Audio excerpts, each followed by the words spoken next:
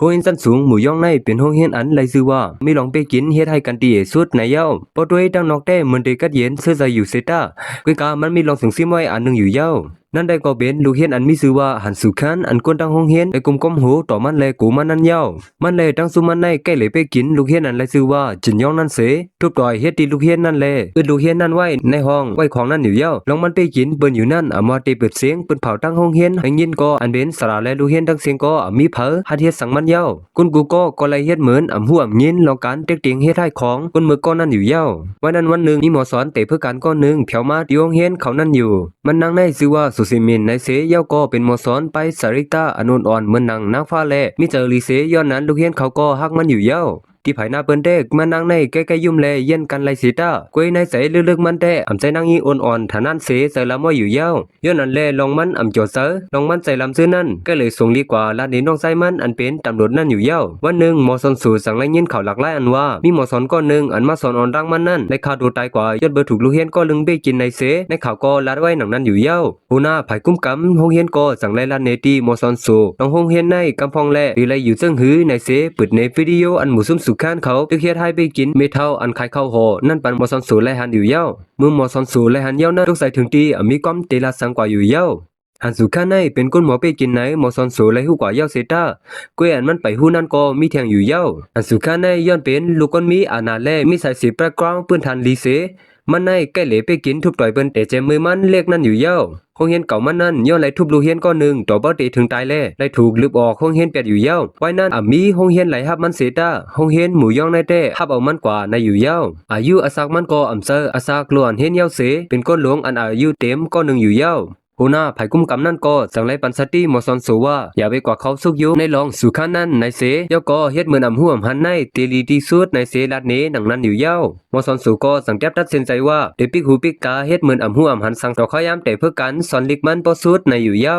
สุบันได้วันนั้นอยู่เซต้าย้อนมันนางในอยากเป็นแชมเปี้ยนบ็อกซิ่งก็หนึ่งเลยลองใส่ล้ำใส่ปอดนั่นก็มันเหมือนหนังเป็นม้าในสายเลือดมันเลยแต่ได้ยันเจอเลยกูลองนั่นเป็นอันอย่ายันเจอแต่มันอยู่เย้ามันนางในถึงดรากันโดสั้นสามอับชิโดสั้นสามเลยเป็นก็เลยครับสู้แคบคำบ็อกซิ่งก็หนึ่งมาอยู่เย้าซูชิเมนอันแขนภายได้ถือกูลองนั่นไอซีใส่เต้ๆว่าแต่ให้เตียมีปัญหาเพราะมันเป็นหมอสอนเตะพึกใหม่ในอยู่เย้าซูชิเมนในย้อนหลุดไซนีปันอูมันเลยไอเปียดวาสนาลองสนใจเลขแคบสู้ขมันเปียดเสียเลยมาซอยไซนีปันอูมันอยู่เย้าย้อนนั้นซูชิเมนในก้นอันมันเปิงอิงไรนั่นมีกาน้องไซมันก็เหลียวกล้วยอยู่เมื่อเหลียวเต้ในห้องเฮียนนั้นมันนั่งเหตุการณ์เป็นหมอสอนอันมิเซอร์ลีแลตั้งดูเฮียนเขาก็มีลองสำใจกันลีเซย้อนนั้นในสายตาเบิ้นเต้หมอสอนสูในเหมือนก้นซื้อโยก็หนึ่งกล้วยอยู่เย้ามีหนังวันหนึ่งหมอสอนสูสั่งไล่หันหมูซุ่มสุขานอันดึกเป้กินย่องนั่นอยู่เย้าเมื่อนั้นมันสั่งวัวในใจมันว่าได้เฮ็ดเหมือนหัวหันเหมือนผู้กุมทิ้งนั่นลัดสีตากวยกามันเย็นเจอด้วยมไล่เย้าเสเมื่อมันอ่างกาซอยนั่นสั่งไล่หันลูกเฮียนก้อนหนึ่งอันตึกลักล้อมด้วยเหมือนมันนั่นอยู่เย้า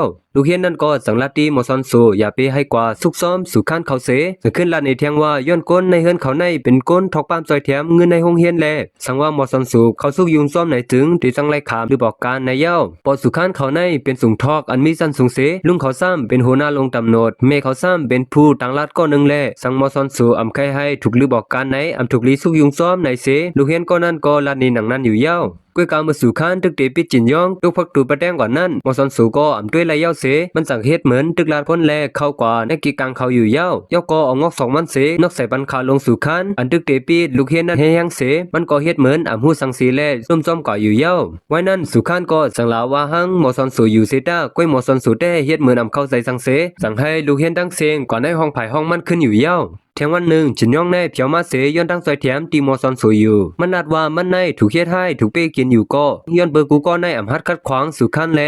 และเฮ็ดเหมือนหนังห่วมหันในอยู่เย้ามันในกว่าตึงตำรวจอยู่เซตาย้อนซักเซกลุ่มทนแลถูกติดยอบเสียมกายย้อนกว่าตึงตำรวจแลแค่ในถูกสู่ขั้นเป้กินมาแห้งหรือเก่าในอยู่เย้ามอซอนสูก็ย้อนลูกเฮียนนั้นมาย้อนตั้งซอยแถมตีมันเสซอยสังไลแลมันก็สุกใส่ไว้อยู่เย้ากวยกามันสั่งเต็บดัดเซนเซอร์ที่คัดใส่ด้วยในเสมอซอนสูก็มันสั่งก่อสั่งซ้อนสู่ขั้นด้วยอยู่ อยู่ก้วยสุขานได้เฮ็ดเหมือนอำนับยำแลลัดความดูหลายหมอสอนก้วยเสียมกะพ่อแม่สุขานเขาก็เขียวมาตีองเฮียนเสมาสอหากวนอันเฮ็ดให้ลูกใจเขาใส่สุกนั่นอยู่เย้าอันเป็นพ่อแม่สุขานเขาในหาลองสุกยุงในห้องเฮียนอยู่แลหมอสอนสุก็ตาให้มันเตอำไรลือบอกการนั้นมันก็สังคุบเขาเสย่อมนำตีพ่อแม่สุขานเขาอยู่เย้าอันเป็นแม่สุขานเขาก็สังตบหน้าหมอสอนสุแลลาดว่าไม่หมอสั่งมาถึงตีป้อเตไลสั่งสอนลูกใจเขาในเสลาตีหมอสอนสุนั่นเปียหนึ่งก็ป้อมตานอยู่เย้าเมื่อแม่เขาอังเดถึงตีไผ่ลุ่มปองกันตาให้เอาหมอสอนสุปดออกกันในเสตาสุขานในหามอยเสตอนตามันเตเกงเอามันนั่นอย่าเป็นเนียดลืมหมอสอนสุออกกันในแลลาตีหมอสอนลงที่ห้องเฮียนนั่นหนังนั้นอยู่เย้าทางฝ่ายหนึ่งก็หมอสนสูในจะให้น้องไซมันจอบเขาต้วยลองหันสุกันในเซดาอำไลหันสังเจียวลอยมันในอยู่เย้าก็เป็นมาสังสีลองในกูตุ้มเดือป้าจินย่องเล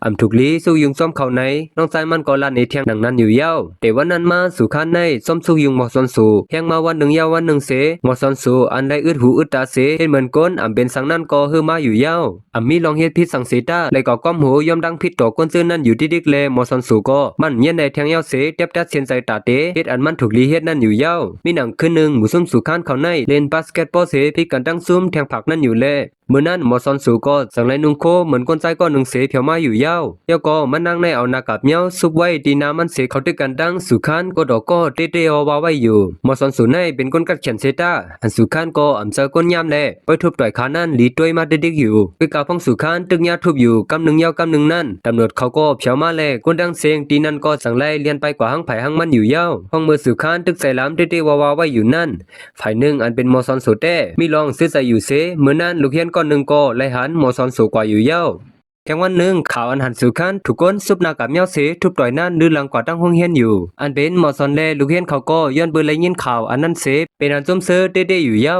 ไผ่สุขันได้เป็นอันใจละม้อยเต้ๆย้อนหัวเป็นไผ่เสเย้าก็เอาตั้งใจละมันนั่นก็ปู้ใส่เนื้อจินย่องแทงอยู่เย้าแทงไผ่หนึ่งก็ตีหมอสอนสูอันไรขึ้นตอบแทนสุขันแลมีดังเสื้อใส่อยู่นั่นน้องใจมันก็กูปีนั่งเขามีเพศเขียนเสสั่งย้อนให้อย่าไปเฮ็ดนันแทงในอยู่เมื่อนั้นกวนหนังเก่าอันเป็นซุ่มสุขันเขาในเป้ยินจินย่องแลถ่ายไว้วิดีโอหมายต้องมันอยู่เย้าเขาในดอนเบียดโคจินย่องเสให้มันกอดซื้อบันเขาไก่โคให้เข้าตั้งหามนิดกล้วยในอยู่เย้าลูกเจ้าลั่นไก่โคนั่นก็เป็นลูกเฮียนก็อันไก่ลักหลอมด้วยหมู่ซุ่มสุขันเขาแลเย้าก็มันในหูว่าหมอสันสูในเป็นก้นก้อนเสือหน้ากับเมียวนั่นอยู่เย้าย้อนนั้นซ้อมหนังอันมันหูในเต้มีหมอสันสูกล้วยติดใจไล่ในเสจังเลียนกว่าหาหมอสันสูอยู่เย้ามันใจก็สั่งให้หมอสอนสูนโคเหมือนคนใจเสพอดีปังต่อยหมักนั่นอยู่เย้าเมื่อนั้นหมอสอนนากับเมียวก็จังเพียวมาเสตึกโตกันตั้งหมู่ซุ่มสุขันเขาอยู่มือเขาสองก็ตึกกันกว่าตึกกันมาอยู่นั่นจินย่องก็ยิบมิดแลเพียวมาเสบุพงมันเดเอามิดกว่าตามเสือสุขันนั่นหมอสอนสูก็ย้อนโกปัญหามันเหยื่อมาเสเก่าแลสั่งแลกเข้ากว่าให้หามไว้อยู่เย้าย้อนนั้นหมอสอนสูในเลยถูกมิดตื้อเสือที่เขียนมันไผ่ใส่เสเลียนไปออกกว่าอยู่เย้าจินย่องอันใจลำเสต้อซาออกอยู่นั่นก็อันเป็นเจ้าของร้านไก่โคนั่นจังเลยมาห้องมันออกกว่าอยู่เย้า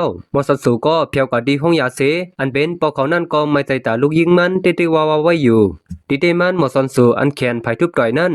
แต่เตไซนีบันโปมันนั่นได้ขำเอาเงินเสให้เก่งย่องปันผู้ทุบต่อยมันแลย้อนนั้นมันในเลยกึดลือเปียดปันเป็นผู้ทุบต่อยกว่าต่อสู้อยู่เย้ามุซุมสุกันก็เลยฮู้ว่าก้นนากับเมียวอันใกล้มาดึกเขาอยู่นั่นเป็นก้นในห้องเฮียนในกล้วยในเสย้อนนั้นเขาก็จังเลยจะด้วยดีแขนไผ่ไส้ลูกเฮียนกูก็ว่าตอนเดมีห้อยมีดนั่นในอยู่เย้ามอสอนสูก็ลูกตีมอสอนพืชการเสแต่ไรเป็นมามอสอนเตเย้าแลมันก็เป็นอันซุ่มซื้อใส่ไว้เตวาวาอยู่เย้าแค่ภายหนึ่งสุขานก็ย้อนปืนมันหาห้อยเจ็บนั่นอำหันดีลูกเฮียนเขาแลพองมือมันตึกใจลำอยู่นั่นสั่งไล่หันมอสอนสูอันเงื่องไว้ตีลูกเฮียนอยู่นั่นมือไผ่ไส้มันเจ็บกว่าแลสุขานก็สั่งไล่ทางว่ามอสอนนั่นเป็นเมียวในกว่าอยู่เย้าย้อนนั้นสุขานในสั่งก่อซ่อมตีมอสอนสูกำเลี้ยวตามันตีไล่ตามใจเสเมื่อมันฮู้ว่ามอสอนสูเป็นเมียวเตนั่นมันสั่งคินมอสอนสูว่าพอถึงมาในวันปล่อยห้องเฮียนนั่นเอาสองก็เดลัยทุบต่อยกันถึงตีให้พ่อตายก่อไผ่นึ่งในอยู่เย้าสังวามบอสอนสวมมาในจึงเดียวงอตรงอันจินย่องอังเอามีเตียงมันนั่นส่งบันดีตำรวจเขาในเสหลอกเลิศมอสอนสูไว้หนังในอยู่เย้าย้อนนั้นหมอสอนสูในไอ้จอมกาที่เฮิรนจินย่องเสไว้นั่นมันเลยฮู้ว่าเมทัลอ่อนคายเขาหอนั่นเป็นเมทัลของจินย่องในอยู่เย้าดีเดมันเหมือนนั่นย้อนจินย่องในและเขากว่าเกตเคปันเมทัลมันแลจังเลยถูกหมู่ซุ่มหันสุขานเขาไมโฮเสไปกินมันมาอยู่เย้ามันในว่าหังซุ่มสุขานเขาว่าทางสุขายตีไปกินซึ้งเฮ็ดดีเก่าเลยไปกินเก่าเลยตีห้องเฮ็ดคุยกะอย่าไปมา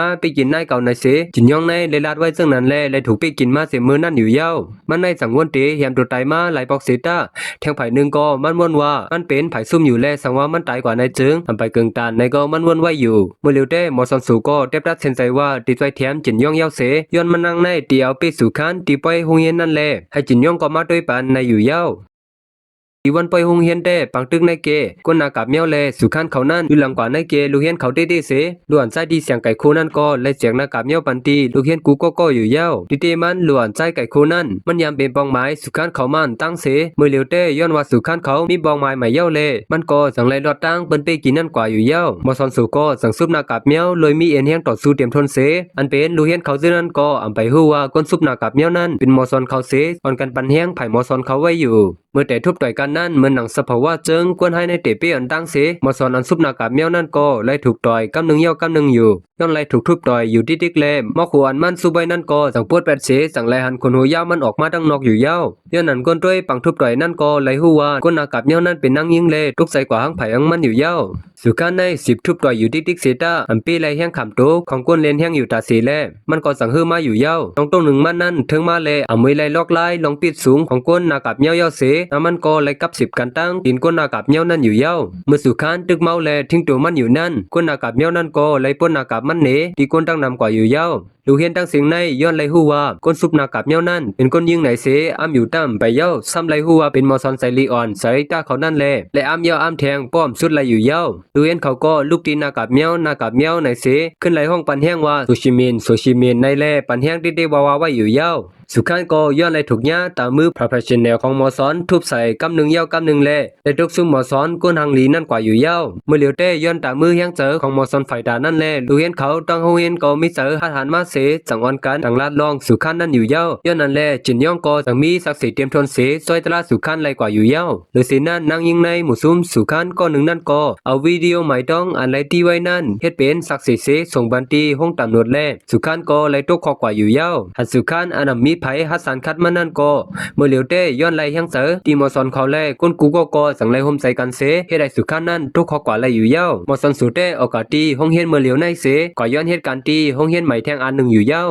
ตีห้องเฮียนใหม่นั่นก็มันนั่งในตี10เฮ็ดเมียวเสทุกตัว8คนหมอเป้จินเปิ้นตีนั่นเสซึ่งนั่นก็สุดกว่าตีนั่นอยู่เย้า